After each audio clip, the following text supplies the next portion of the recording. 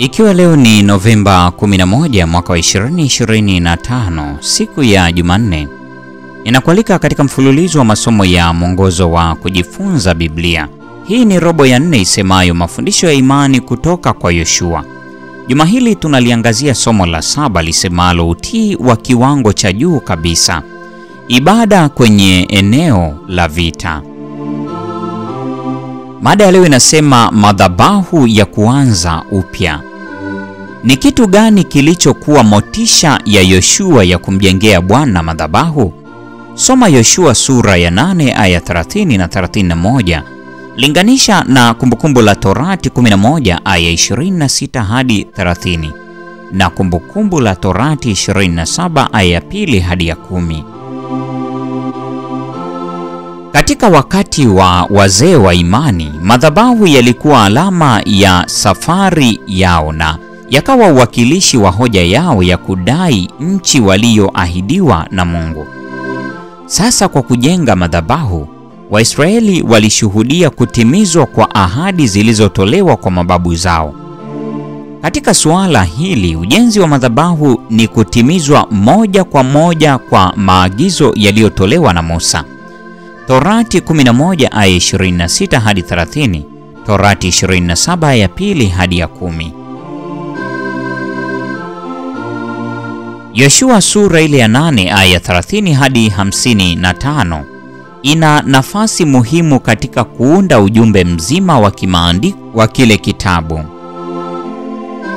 Kwa kuunganisha moja ya visa vya ghasia kabisa, vita, na kitu kilicho tofauti kabisa, tukio la kuimarisha upya agano, yaani ibada. Yoshua anaturudisha nyuma kwenye moja ya mada muhimu zaidi za kimaandiko zilizoanzishwa kwenye kitabu mwanzoni. Yoshua analo jukumu la kuongoza Israeli katika maisha ya utii wa agano. Yoshua sura ile ya 1 ya 7. Hii pia ni picha ya Yoshua mwishoni mwa kitabu, Yoshua 24. Licha ya umuhimu wa vita na ushindi, kuna kitu muhimu zaidi: uwajibikaji wa matakwa ya sheria ya Mungu. Ushindi ni hatua moja tu katika kutimiza mpango wa Mungu kwa Israeli na urejeshwaji wa ubinadamu wote. Uaminifu wa kanuni za Torati ndilo suala muhimu katika hatima ya ubinadamu. Yoshua anaandika nakala ya sheria kwenye mawe makubwa yaliyopakwa chokaa, tofauti na mawe ya madhabahu.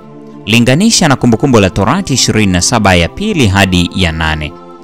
Hivyo mawe hayo ambayo pengine yalikuwa na amri 10 yalikuwa kumbukumbu tofauti karibu na madhabahu, ikidumu kuwakumbusha Waisraeli mara kwa mara kuhusu fadhila na wajibu vinavyoashiriwa kuwemo katika agano. Yoshua anakuwa ni ishara ya baadaye ya Yehoshua, yaani Yesu, wa agano jipya, ambaye utume wake ulikuwa, kati ya mambo mengine, kuongoza wanadamu warejee katika kumtii Mungu. Ili kufanikisha lengo hili, ilimpasa kushiriki kwenye mgogoro na nguvu za uovu.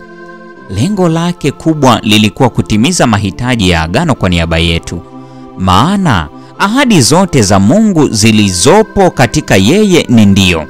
Tena kwa hiyo katika yeye ni amin, Mungu apate kutukuzwa kwa sisi. Waraka wa pili wa Paulo kwa Wakorintho sura ile ya 1 aya 20. Ni mazoea gani ya kiroho tunayoweza kufanya sasa ambayo yanaweza kuwa na utendaji kazi sawa na kujenga madhabahu kulivyokuwa katika nyakati za kale? Mpendwa mfuatiliaji wa mfululizo wa masomo ya mwongozo wa kujifunza Biblia, leo ni Novemba 11, siku ya Jumanne, mada ikisema madhabahu ya kuanza upya. Na kwa nukta hiyo ndio tunakuwa tumefikia tamati ya tafakari ya mada hii siku ya leo. Neema ya Bwana wetu Yesu Kristo, pendo la Mungu na ushirika wa Roho Mtakatifu nasi sasa na hata milele. Amina.